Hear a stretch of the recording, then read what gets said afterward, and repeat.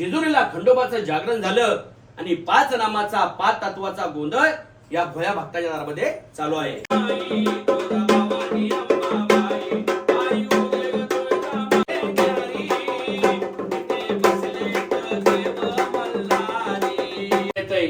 मूल जन्माला की आई बापाला फार खुशी होते.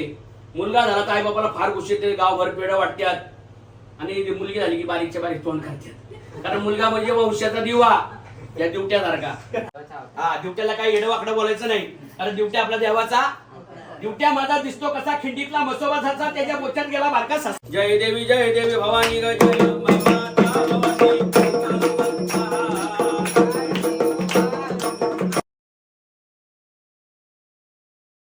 सो हे काय स्वागत आहे तुमचं माझ्या नवीन ब्लॉग मध्ये. तर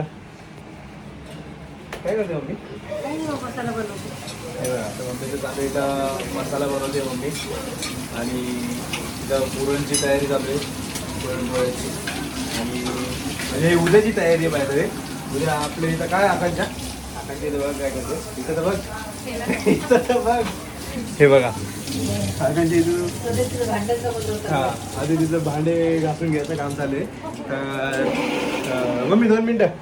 हा, तर उद्या काय आपल्या इथं, उद्या आहे आपल्या इथं गोंधळाचा कार्यक्रम. तर पप्पाचे मित्र येतात ते अलिबागवरून स्पेशल गोंधळ करायसाठी. हा, तर आता उद्याची तयारी.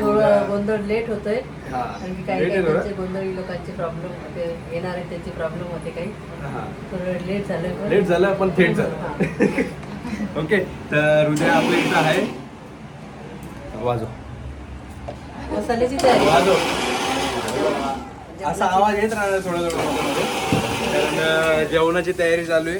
जेवणाची म्हणजे उद्याच्या जेवणाची तयारी. आणि बाकी सगळे मस्ती करतात ते सगळे चिल्लर पार्टी. आजचा आहे दुसरा दिवस. तर आज आहे आपला गोंधळ. अरे बघा, बाप्पूच्या हाताची स्पेशल आपली विदर्भातली पातोळ्याची भाजी.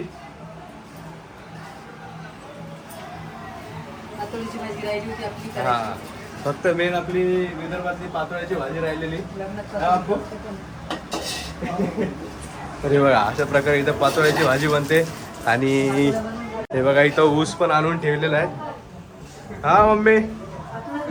हा, हे बघा, हे याला बोलतात पातोळ्या. याला बोलतात पातोळ्या. म्हणजे आधी डोसे बनवायचे आणि बेसनचे डोसे बनवायचे आणि त्याला कट करायचं. आणि हे बघा, इथे तरी बघा आता कशी एकदम मस्त, एकदम अशी हे होणार आहे. आता ब्लॉग आपले सोहम घेणार ना. हा, घेईल. हा, आता पुढचे ब्लॉग सगळे सोहम घेणार आहे आणि आयुषी घेणार आहे. आयुषी घेईल. माझी आयुषी मावशी आणि मी घेईल ना आयुषी? अरे मावशीच. मग कोण तू? मावशीच.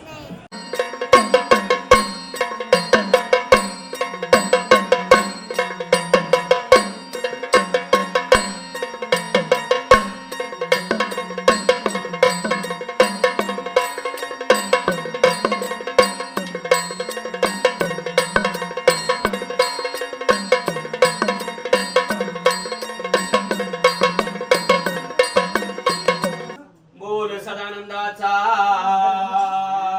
ये कोट, बोल भैरवाचा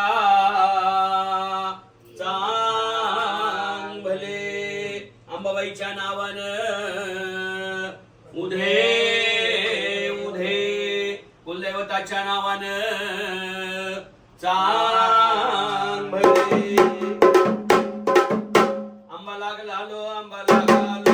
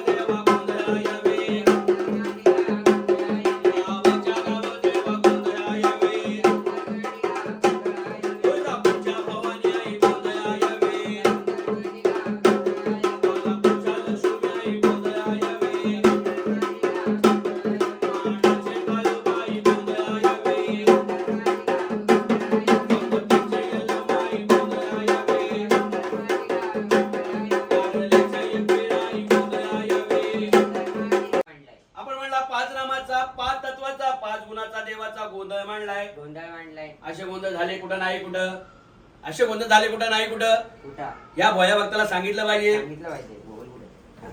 असे गोंधळ झाले कुठं नाही कुठं, असे गोंधळ झाले इरली, तुकाई, जिजुरी, तुळजापूर, कोल्हापूर, वाई, सातारा, जिथे जिथे अंबाबाईने अवतार धारण केला आणि दैत्याचा संहार केला त्या त्या ठिकाणी हे गोंधळ झालेले आहेत. जिथे जिथे अंबाबाई प्रगट झाली, दैत्याचा नाश केला, त्या त्या ठिकाणी हे गोंधळ झालेले आहेत. सांगायचं झालं तर तुळजापूरला अंबाबाईचे गोंधळ झालेले आहेत. बरोबर आहे ना, घाबरू नको, आपलंच घर आहे. तुळजापूरला अंबाबाईचे गोंधळ झालेले आहेत, कोल्हापूरला लक्ष्मीबाईचे गोंधळ झालेले आहेत, मांढरगडाला काळूबाईचे गोंधळ झाले, सौंदत्तीला त्या यल्लम्माईचे गोंधळ झाले, वणीला सप्तशृंगी मातेचे गोंधळ झाले, माहूरगडाला रेणुकाईचे गोंधळ झाले, जेजुरीला खंडोबाचं जागरण झालं आणि 5 नामाचा 5 तत्वाचा गोंधळ या भोया भक्ताच्या दारामध्ये चालू आहे. काय चालू आहे? हा, 5 नामाचा गोंधळ चालू आहे. पाणी घ्या आपल्याला. 5 नामाचा गोंधळ चालू आहे आणि हा 5 नामाचा गोंधळ घालायचा आणि देवाला काय सांगायचं, हे देवा कुलदेवता, तुमच्या आशीर्वादाने लग्नाचं कार्य सुखा समाधानाने आनंदाने पार पडलेलं आहे. लग्नाचं कार्य तुमच्या आशीर्वादाने सुखा समाधानाने आनंदाने पार पडलंय. तसा या भावी जोड्याचा संसार, या नवरा नवरीचा संसार हा सुखाचा, समाधानाचा, आनंदाचा आणि भरभराटीचा होऊ दे म्हणून या आई अंबाबाईचा, या खंडेरायाचा, या कुलदैवताचा मानपान देऊन 5 नामाचा गोंधळ मांडलाय. बरोबर आहे? सुख दे, समाधान दे, शांती दे, उत्तमाचं आरोग्य दे आणि अखंड संसारा भरभराटीचा होऊ दे म्हणून या आई अंबाबाईचा 5 नामाचा गोंधळ मांडलाय. रातभर घातला तरी रातभर घातला तरी आणि 5 नामाचा घातला तरी पण गोंधळ घालायला लागतोय.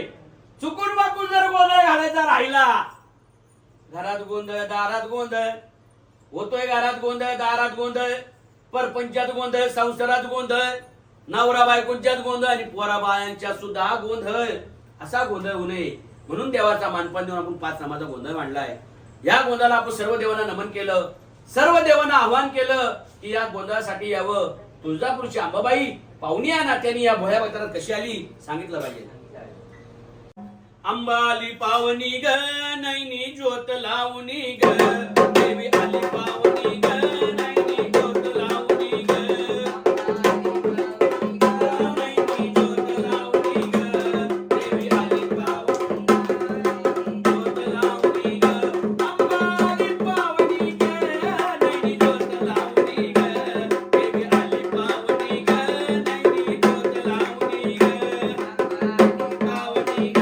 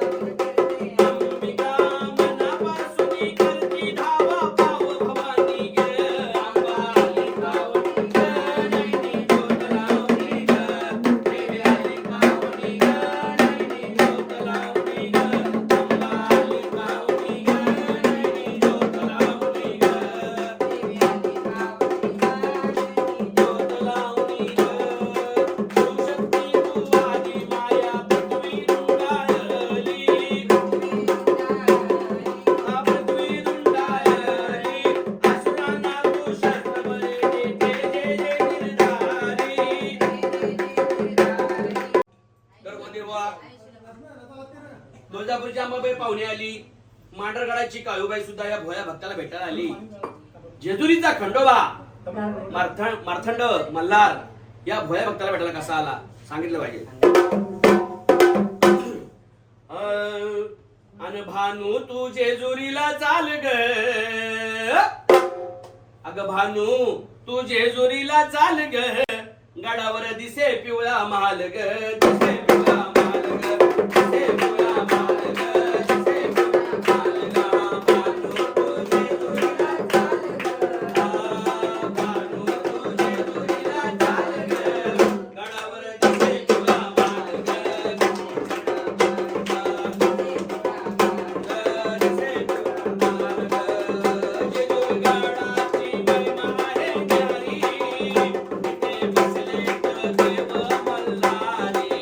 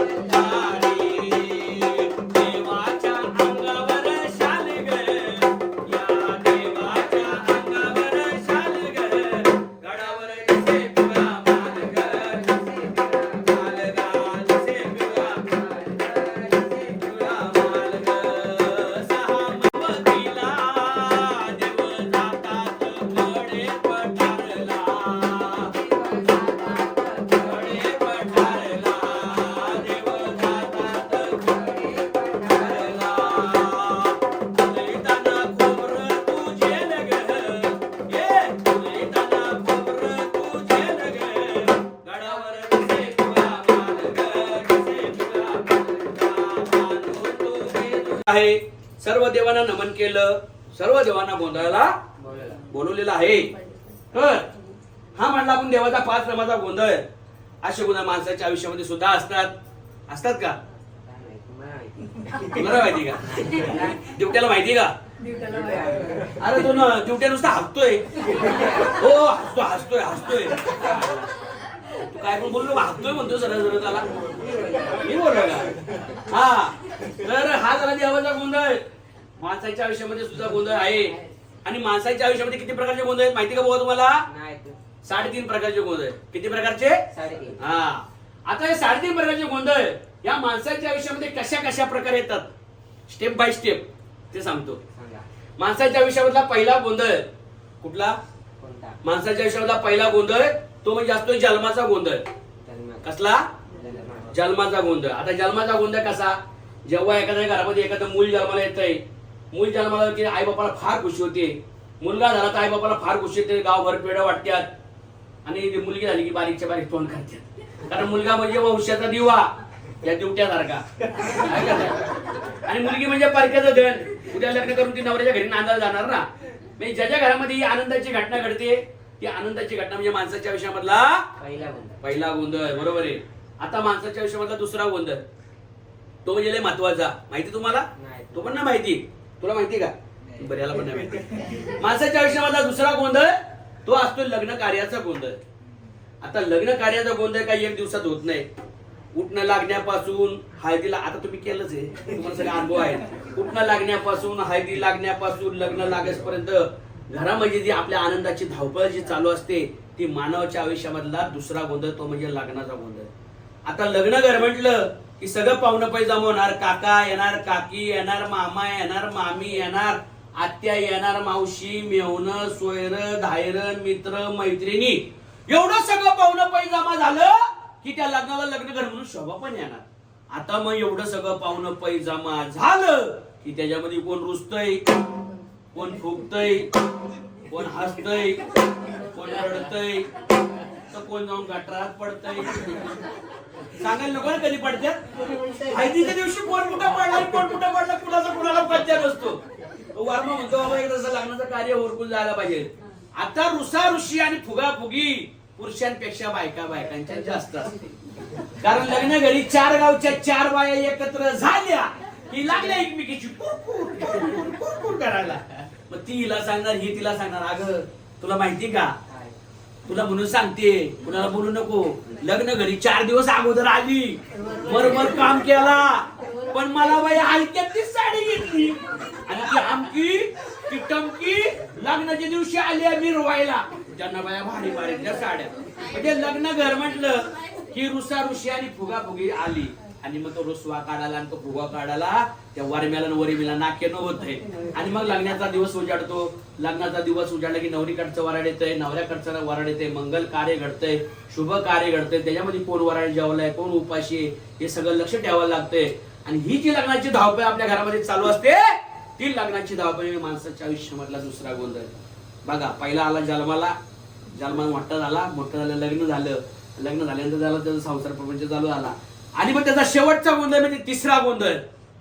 कितवा गोंधळ? आणि शेवटचा आणि तिसरा गोंधळ म्हणजे कुठला? तर 4 खांद करी आणि 5वं मडकं धरी. म्हणजे माणूस जेव्हा वैकुंठाला जातो तेव्हा माणसाच्या आयुष्यामधला तिसरा आणि शेवटचा गोंधळ.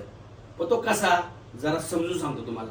बघा, जेव्हा या एखाद्याच्या घरामध्ये एखादा म्हातारा माणूस गेलं की ज्याच्या त्याच्या रीतिरिवाजाप्रमाणे कोण झोपवतोय, कोण बसवतोय, अंगावर कापड टाकतंय, उशाला पायला समय लावतंय.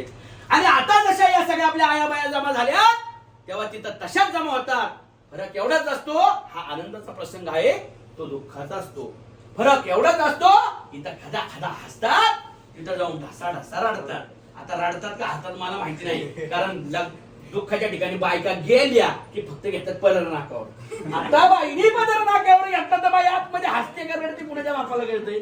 फक्त पदर नाकावर घ्यायचा, पानाशी लुटू हलवायची, डोळ्यातून पाण्याचा ठेव नाही. पण स्टाईल अशी मारणार ना की किती दुःख झाले. आणि मग बारीक बारीक चौकशा करा, बिचारा म्हातारा चांगला होता, असा कसा काय गेला, सकाळीच मी त्याला बघितला होता जाताना गेला. अरे जेव्हा तो जिवंत असतो तेव्हा त्याच आया बाया त्याला शिव्या घालत्या. अरे म्हातारा थेरडा खायला कार आणि भुईला भार आणि मेल्या होण्याचं चांगला होता. सांगायचं तात्पर्य पण त्याच्यामध्ये एकच की माणसाच्या आयुष्याचा शेवटचा गोंधळ हा मृत्यूचा असतो. पहिला झाला, दुसरा झाला आणि तिसरा झाला वैकुंठवासी होण्याचा. हे 3 गोंधळ जेव्हा मानवाच्या आयुष्यामध्ये घडतात तेव्हा प्रपंचाचा गोंधळ आणि संसाराचा गोंधळ नेहमी अर्धाच राहतो. कारण संसार कधी कुणाला पुरा होत नाही. आज आपण करणार, उद्या आपली पोरं करणार. आता तुम्ही केला विषयावर संसार, आता तुमचा पोरगा करणार, त्याचा पोरगा करणार. म्हणजे संसाराचं चक्र हे मानवाच्या मागे आयुष्यभर चालू असतं. म्हणून त्याला अर्धा गोंधळ बोललाय. पण मंडळी, हा अर्धा गोंधळ जरी संसाराचा असला तरी हा संसार चालतो कुणाच्या जीवावर? नवरा बायकोच्या जीवावर. याच्यामुळे नवऱ्याने बायकोला आणि बायकोने नवऱ्याला दोघांनी एकमेकाला समजून घेतलं पाहिजे. तर संसार कसा होतोय? सुखाचा, समाधानाचा, आनंदाचा आणि भरभराटीचा. बायकोचं चुकलं तर नवऱ्याने समजून घेतलं पाहिजे, नवऱ्याचं चुकलं तर बायकोने समजून घेतलं तर संसार सुखाचा होतो. नाहीतर नवरा काय बोलला की बायकोचा मोबाईल स्विच ऑफ, 4 दिवस नवऱ्याशी बोलणारच नाही. आणि बायको काय बोलली की नवऱ्याने तिच्या पेकाडात अशी परिस्थिती होती. अशी परिस्थिती व्हायला नको का? अशी परिस्थिती झाली तर संसार काय सुखाचा होत नाही. संसार तर होतच राहतो पण त्याला सुख समाधान लाभत नाही. म्हणून बायकोचं चुकलं तर नवऱ्याने समजून घेतलं पाहिजे, नवऱ्याचं काय चुकलं तर बायकोने समजून घेतलं पाहिजे. कारण संसार म्हटलं की भांड्याला भांडं लागणार. अहो, संसार म्हटलं की भांड्याला भांडा लागणार. पण त्या भांड्याचा आवाज आपल्या घराच्या बाहेर जाता कामा नये. त्याला म्हणतात संसार आणि प्रपंच. आणि घाईघाईच संसार केला तर संसार केला घाई आणि मग म्हातारपणी काहीच नाही. नाही पोरग जवळ राहत, नाही पोरगी जवळ राहत. म्हातारी एकटीच कुठेतरी फाल्याटमध्ये. असं व्हायला नको. असे सार्वजनिक प्रकारचे गोंधळ मानवाच्या आयुष्यामध्ये असतात. तुम्हाला काय, मला काय, बसलेल्या मंडळी कुणालाही चुकलेले नाही. असे मी जे तुम्हाला सार्वजनिक प्रकारचे गोंधळ सांगितले त्यापैकी अर्धा गोंधळ जो सांगितला संसार आणि प्रपंचाचा, हा गोंधळ तुमच्या दोघांसाठी सांगितला. कारण आता तुमच्या संसाराला सुरुवात झालेली आहे. तर संसार कसा करायचा? सुखाचा, समाधानाचा, आनंदाचा, भरभराटीचा. संसार असा करा, आपल्या आई बापाचं नाव उज्ज्वल करा. दोघांनी एकमेकाला समजून घ्या. त्यांचं काय चुकलं तर तुम्ही समजून घ्या, तुमचं काय चुकलं तर यांचं काय चुकलं तर तुम्ही समजून घ्या. तर संसार असा करा, आपल्या आई बाबाचं नाव उज्ज्वल करा. संसार असा करा की आपल्या पिढीचं नाव उज्ज्वल करा. संसार असा करा. या योगेश काकाला पुढच्या वर्षी बारशाला बोलवा. चला आनंदाचा ये.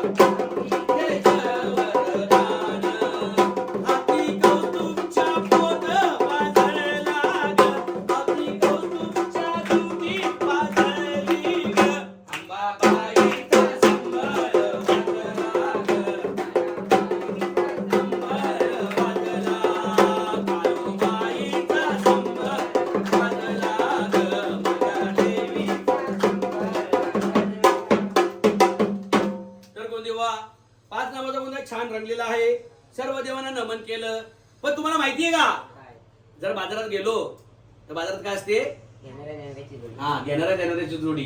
बाजारात जर गेलो तो असतो घेणाऱ्या देणाऱ्या जोडी. इथं गोंधळाला आलो आपल्या दोघांची जोडी. इथं गोंधळाला बसल्या त्या नवरा नवरीची जोडी. सगळीकडे जोड्या आहेत. वायरमनला पण जोडी ना, पकडची आणि टेस्टरची आहे का नाही? काय सांगाय बरोबर ना? सगळीकडे जोड्या आहेत. चहा प्यायचा असेल तर, तंबाखू खायची असेल तर, विडी प्यायची असेल तर माझी जोडी. सगळीकडे जोड आहे. तशी देवाची तर एक जोडी आहे. तुम्हाला माहिती नाही? नाही माहिती? अरे बाबा, या ड्युट्याची आणि या ड्युटीची जोडी. या ड्युट्याने या ड्युटीवर 5 पाय तेल टाकलं, ड्युटी पाजवली आणि भोळ्या भक्ता देव अंधारातून उजेडत आले. मी ड्युट्या काय साधा माणूस नाही, तो साधा माणूस नाही, देव माणूस आहे. पण त्याला देव म्हणावा, त्याला आहे का शिंबूड? अरे शिंबूड नाही, शिंदूर. जरा मानपण द्यायला लागेल ना. हा, जरा भांडारा ना, हळद ना भांडारा. जरा मानपण देतो त्याला. 2 उदबत्ती पेटव, छोटा पटकन 2 उदबत्ती पेटव.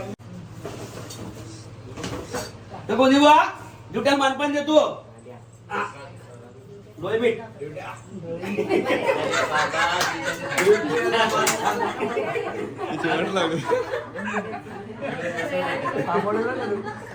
बस बस थांब थांब हलू नको कुलदीप बुवा मला आता ड्युट्या घरात देवाचा अवतार सुटतो वर बघ खंडोबा दिला खंडोबा. हा अंबाबाईचा लावलाय हा अंबाबाईचा थांबा कुलदीप बुवा त्याला अंबाबाईचा लावतो हा हो. आता घरात ड्युट्या आपला देवाचा अवतार शोधतोय हा हलू नको आलू नको. आजोड आता ड्युट्या घरात देवाचा अवतार शोधतोय. ड्युट्या माझा दिसतो कसा खिंडीतला म्हसोबा जसा. म्हसोबा म्हणजे हा ड्युट्याला काही येडवाकडं बोलायचं नाही. अरे ड्युट्या आपला देवाचा ड्युट्या माझा दिसतो कसा खिंडीतला म्हसोबा जसा त्याच्या बोच्यात गेला बारका ससा. नवरदेव म्हणतो मी काढू कसा नवरी म्हणते राहू दे तसा. असा ड्युट्या आहे. त्याला येडवाकडं काही बोलायचं नाही. तुला माहिती का एवढा मोठा घटवाणला संघाळे पण एक गोष्ट राहिली तुम्हाला माहिती नाही. कांदा राहिला कांदा कशाला कांदा आणायचा या ड्युट्याला तो उभा करायचा पहिला याचा शर्ट काढायचा नंतर ती पॅन्ट काढायची या ड्युट्याला इथं आडवा झोपवायचा. ड्युट्याच्या नाकावर कांदा ठेवायचा आणि वरून बुक्का मारायचा. आणि तो देवाचा अवतार आहे त्याला काहीच होणार नाही. ड्युट्या मोठा हुशार ड्युट्या मोठा पंडित हागायला जातो खिंडीत आणि मुताला जातो सासूबाईच्या धुंडीत. असा ड्युट्या आहे. या ड्युट्याच्या नाकावर कांदा फोडायचा कांद्यामधून कपभर रस काढायचा. एक चमचा ड्युट्याच्या डाव्या नागपुडीत ओतायचा एक चमचा उजव्या नागपुडीत ओतायचा आणि राहिलेला रस ड्युट्याच्या मागच्या दारातून ओतायचा.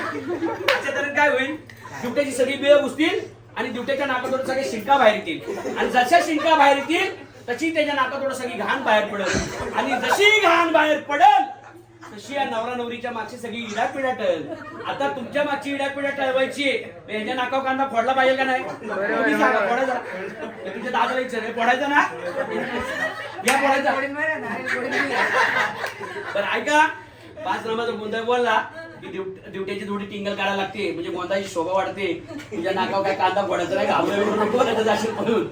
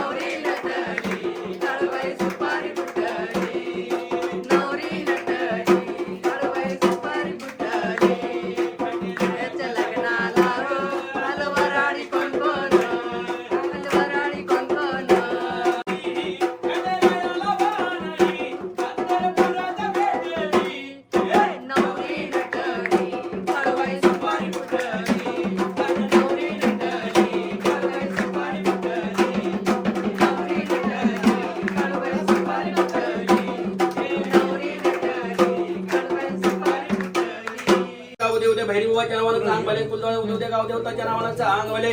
जय देवी भवानी ग जय माता भवानी.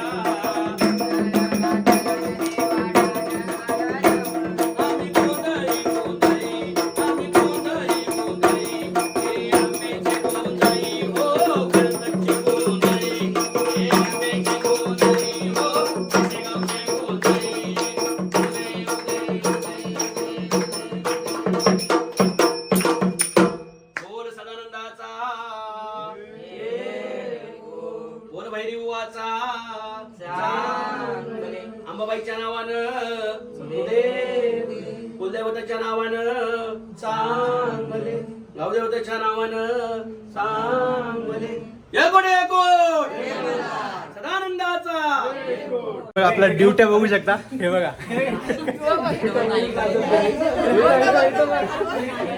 आता माझ्या भावाचं लग्न झालं तर बोललो पण झाला मी दिवट्या झाला मला त्याच्या आता बोल ना आता बोल काहीतरी बोल तू बोल काय बोलू झालं मला माझ्या लग्न भावाच्या लग्नाचं लग्न सोहळा चांगला झाला बोल ना चेतन तू होता ना भावामध्ये आधीपासून चेतन लास्ट आता ड्युट्या बोल बोल लवकर हे आमचे मित्र नागेश गोसावी कर्जत जिल्हा रायगड आम्ही सोबत होतो एका ठिकाणी कामाला कर्जत सुटीला महावितरणमध्ये का आणि हे गोंधळ चांगले करतात गोंधळ चांगला करतात त्यांची इच्छा होती की आमच्या तुमच्या मुलाचा गोंधळ मी घालणार आहे तर त्यांनी आज त्यांची ते इच्छा पूर्ण केलेली आहे आमची तुम्ही आम्हाला संधी दिली त्याबद्दल आम्हाला विशेष करून आले आमच्या मेहंदीला मान घेऊन त्यामुळे त्यांचे धन्यवाद देऊ इच्छितो संग्राम परिवारातर्फे का बाकी तुम्हाला गोंधळ कसा वाटला ते कमेंट करून नक्की सांगा आणि गोंधळ करायला संपर्क करा तुम्हाला कॉन्टॅक्ट नंबर 90 28 59 49 10 कर्जत भिसेगाव कुठे पण असू द्या गोंधळ कुठेही असू दे. चला वहिनी येऊ हो अलिबागला यायचंय छोट्या अलिबागला यायचंय हो चला सो गाइस आता हा ब्लॉग आता पण इथं संपत आता टाइम बघू शकता 9:46 झालेले रात्रीचे आणि हे बघा सर्व पसारा आवरलेला आहे. जेवतोय सर्वजण संपला नाही बाय द वे चेतन विचारला ससा कुठं घुसलेला चेतन ससा कुठं होता ससा केवढा होता तर आपल्या ब्लॉगला लाईक करा शेअर करा आणि काय करा सबस्क्राईब करा हा सबस्क्राईब सशाला पण सांग सबस्क्राईब करा तर भेटूया आपण नेक्स्ट ब्लॉग मध्ये चला बाय